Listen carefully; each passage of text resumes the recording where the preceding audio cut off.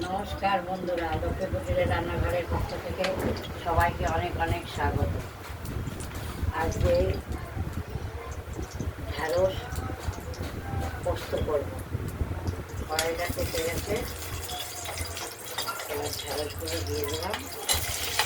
ঢ্যাঁড়স আমরা আগেই কেটে ধুয়ে রেখেছি। কেটে ধুয়ে ঢ্যাঁড়স ধুয়ে কেটে ধুয়ে নিয়েই কাটতে হয় ঢ্যাঁড়স।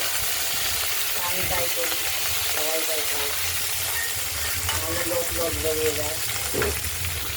আর এইদিকে আমরা ঢ্যাঁড়সে দেব পোস্ত বাটা। পোস্তটা নিয়েছি, আরও নিতে হবে।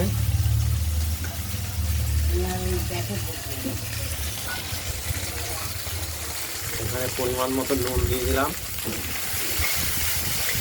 ঢ্যাঁড়সটাকে একটু প্রথমে ভাজা ভাজা করে নেব। প্রথমেই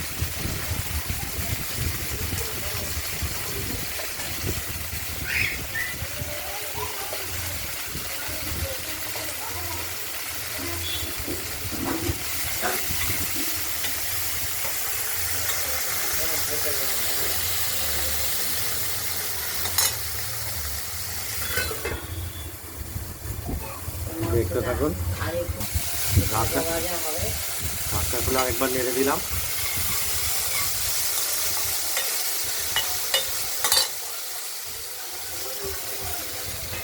আর এই যে পোস্তটা আমরা বাটবো। পোস্তটি বাটা হয়ে গেছে, আমরা তুলে বাটিতে তুলে এই ঢ্যাঁড়সটিও ভাজা হয়ে গেছে। এবার আমরা ঢ্যাঁড়সে দিয়ে দেবো। ঢ্যাঁড়সগুলো ভাজা হয়ে গেছে, এবার পোস্তটা দিয়ে দিলাম।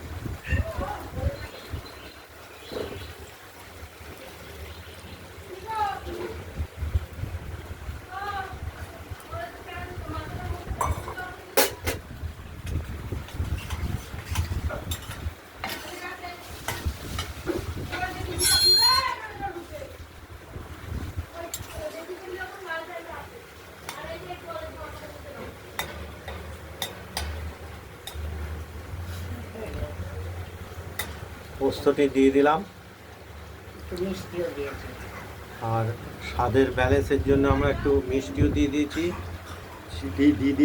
জল খেয়েছে। দেখতেই পাচ্ছেন।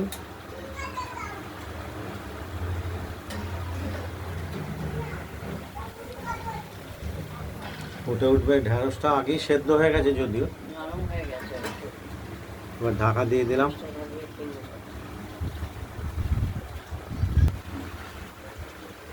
আমরা লবণটা একটু টেস্ট করে দেখে নেব ঠিকঠাক আছে কিনা।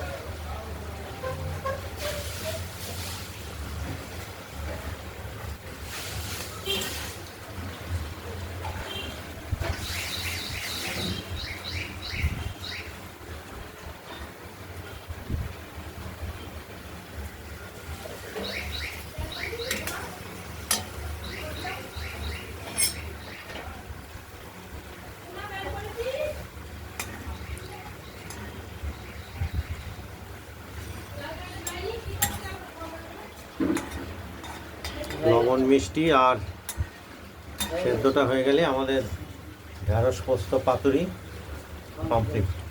এই ভিডিওটা যদি ভালো লাগে তাহলে শেয়ার করবেন, কমেন্ট করবেন। আর রান্নাবান্নাটা যদি ভালো লাগে সাবস্ক্রাইব করবেন, শেয়ার করবেন। আজকের মতো এখানেই। ভালো থাকবেন, সুস্থ থাকবেন, সাবধানে থাকবেন। আর আগামী দিন আবার আপনাদের কাছে নিত্য নতুন রান্নার রেসিপি নিয়ে এসে হাজির হব। নমস্কার।